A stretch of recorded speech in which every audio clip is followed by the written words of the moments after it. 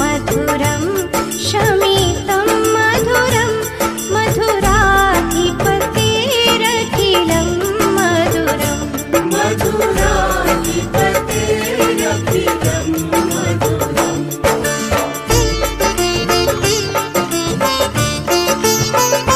गुञ्जा मधुरा माला मधुरा यमुना मधुरा वीची मधुरा सलिलं मधुरं कमलं मधुरं मधुराधिपतेरखिलं मधुरं मधुराधिपतेरखिलं मधुरम्।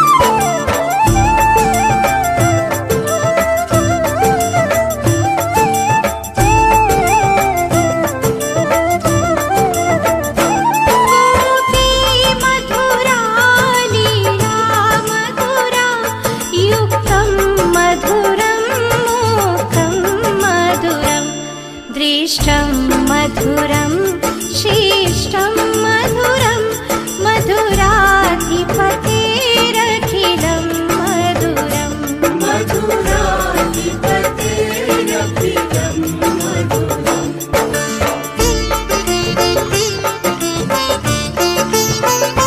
गोपी मधुरा गावो मधुरा यष्टिर्मधुरा सृष्टि मधुरा अधरं मधुरं वदनं मधुरं नयनं मधुरं हसितं मधुरं हृदयं मधुरं गमनं मधुरं मधुराधिपतेरखिलं मधुरं मधुराधिपतेरखिलं